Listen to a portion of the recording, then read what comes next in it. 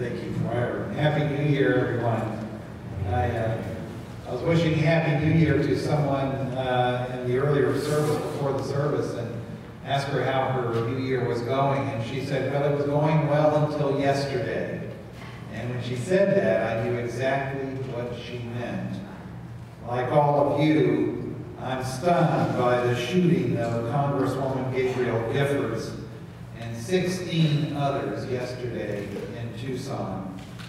We still don't know all the details, but I'm deeply saddened and angry that someone could so blatantly take the life of and injure so many innocent people.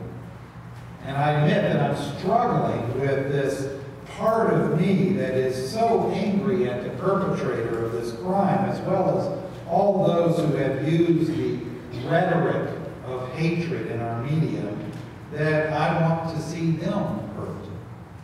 But the purpose of my sermon this morning has to do with these little potatoes, and that is to move us away from that kind of anger and towards a healing of forgiveness. This is the fifth sermon in our monthly sermon series on the 10 Commandments renewed. This ancient ethical statement is a vital source of inspiration for many, but the Decalogue of the Abraham religions has lost its relevance for some of us.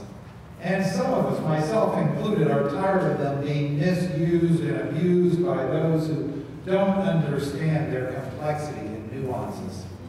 So our choice is to either ignore or renew the commandments, and I opt for renewal. The original 10 may be outdated for us, but we still need ethical guidelines that keep us on a moral compass in this complicated world. The original fifth commandment in most Christian denominations is, I'm sure you all remember, thou shalt honor thy father and thy mother, that thy days may be long upon the land which the Lord thy God giveth thee. So, you may ask what this commandment has to do with forgiveness. Certainly, to honor our parents is a worthy commandment in itself.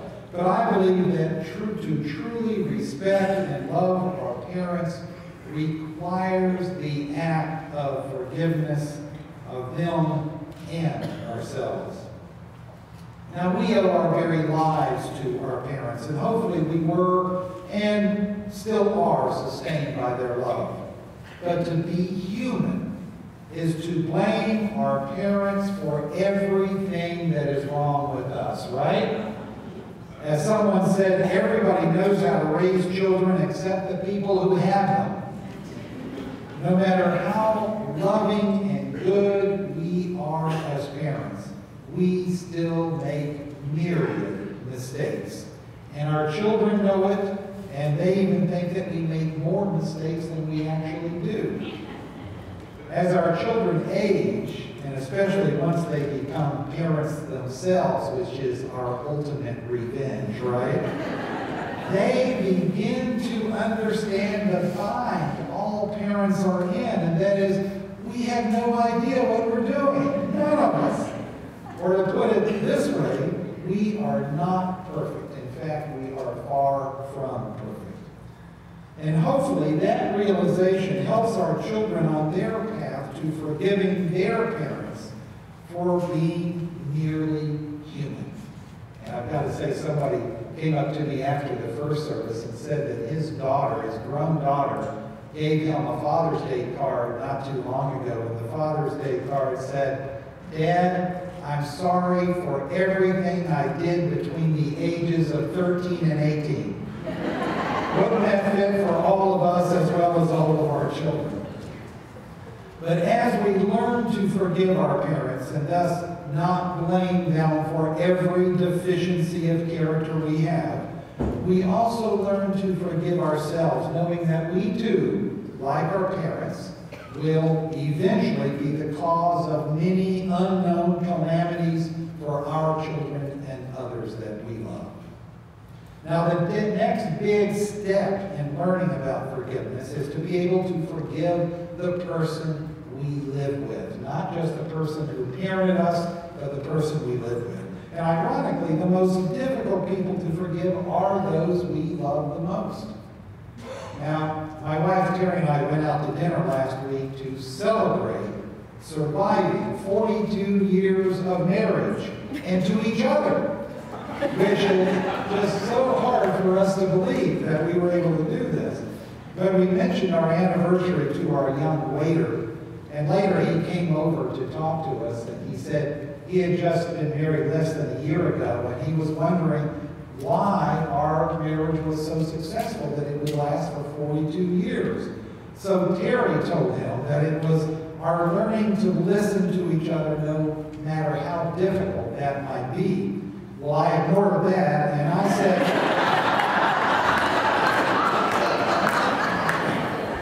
and I told him that it was being able to apologize and forgive, which is what I've had to learn.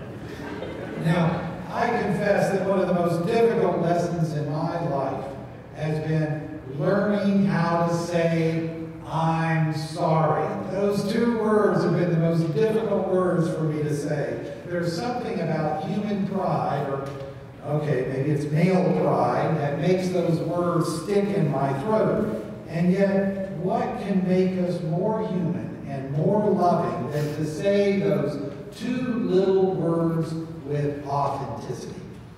And the story this morning, that boy learns to say he's sorry, and then the man learns to forgive him, thus restoring and renewing a relationship that otherwise could have never occurred. Forgiveness is this process that reshapes our relationships from the straight line of anger and retaliation to the curve of connection.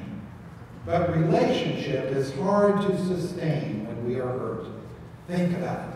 When someone hurts us, whether physically or emotionally, we get angry.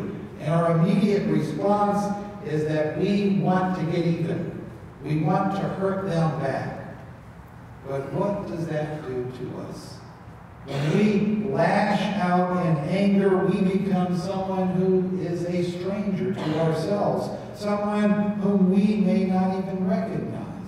And we are at the mercy of that stranger, no longer able to make our own choices, but being controlled by our anger. Now, when we react out of anger, it may seem that we have no other choice but to retaliate. But we always have the choice to move towards forgiveness. Now, don't forget this.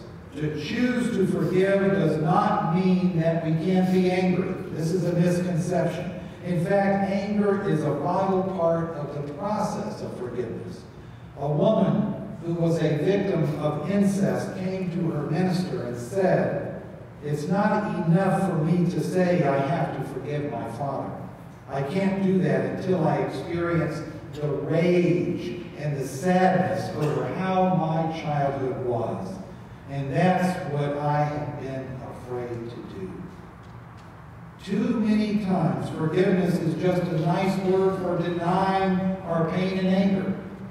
But if the goal is to heal the relationship and to make it as whole as possible, then we must first of all claim our pain and anger, not deny it. To say that we're willing to forget that we've been wrong does not heal a relationship. Only truth heals a relationship. And let me repeat that. Only truth heals a relationship.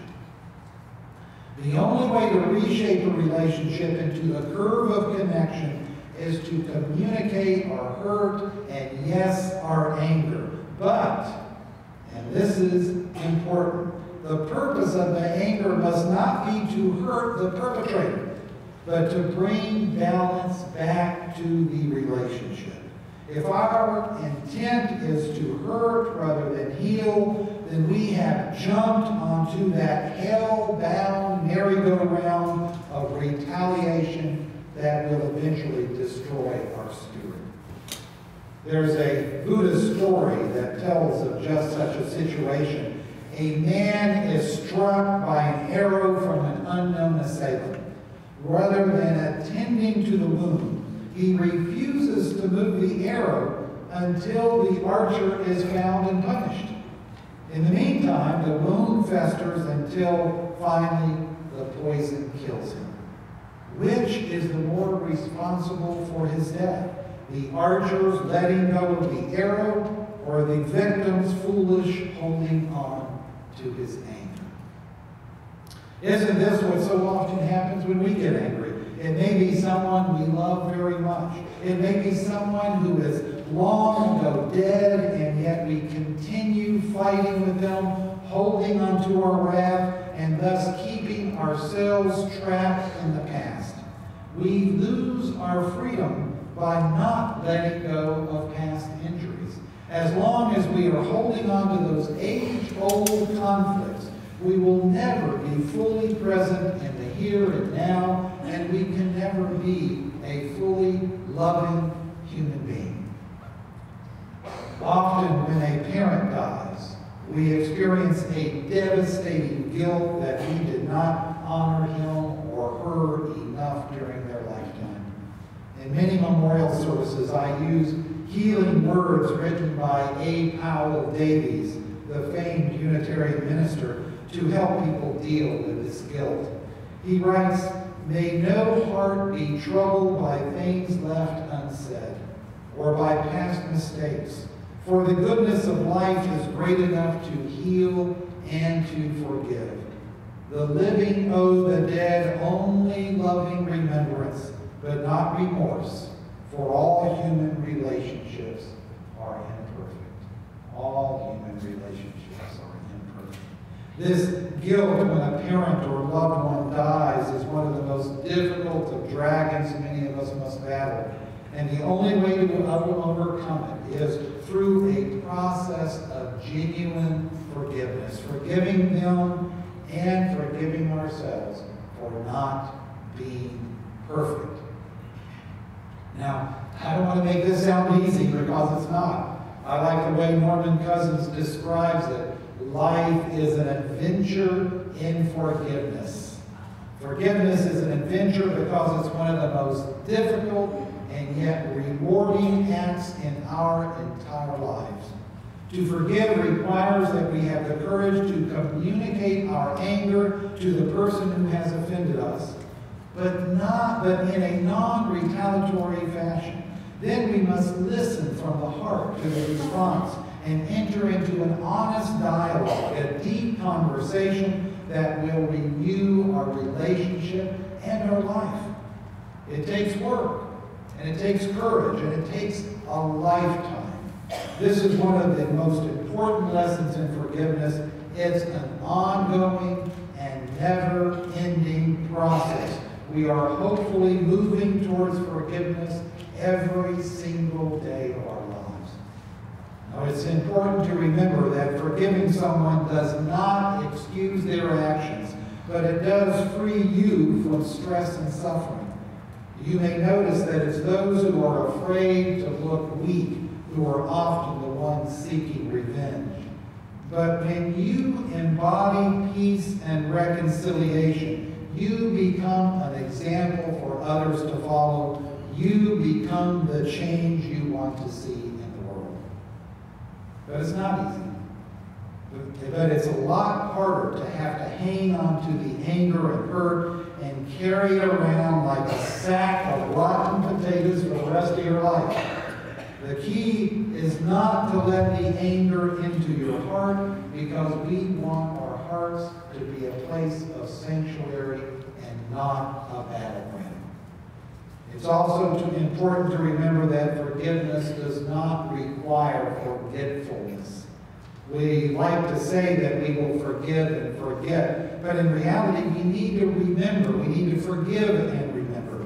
We remember the hurt and the pain, and yet we choose. We make a decision to try and forgive in spite of those memories. Sometimes we hurt others so badly that we must ask for forgiveness from a higher source. Only by laying our soul bare, by being totally honest with ourselves about how badly we've hurt another, can the grace of forgiveness be received. And sometimes we need to forgive God, even if we don't believe in God. A hospice volunteer told me once that she was struggling with how to help two patients. One, a young man in his 30s, was dying of AIDS and was wrestling with the question, why me? Why do I have to die so young? The other patient was a 96-year-old woman who had very little quality of life and was angry with God for not letting her die. For not letting her die. Now, I'm not sure what I would tell them, but my hope is that they were able to forgive God or life for the anguish they endured. And through their forgiveness, perhaps they achieved peace. Not only is forgiveness good for us spiritually, moving us towards healing and wholeness, but psychological research shows that being a forgiving person is essential to happiness, since we're able to let go of the anger and hatred that causes our life to descend into misery and resentment. And forgiveness is physically healthy for us as well. People who won't forgive the wrongs committed against them tend to have negative indicators of health and well-being, more stress-related disorders, lower immune system function, and worse rates of cardiovascular disease. In effect, by failing to forgive, we punish ourselves spiritually, psychologically, and physically. So, who do you need to forgive? That's the question of the month, and one we all need to ask ourselves and each other. I encourage you to use that question to get to know each other better by getting together with others in our church at the beginning of one of our meetings or right after this service and taking 3 minutes each to answer that question. Who do you need to forgive?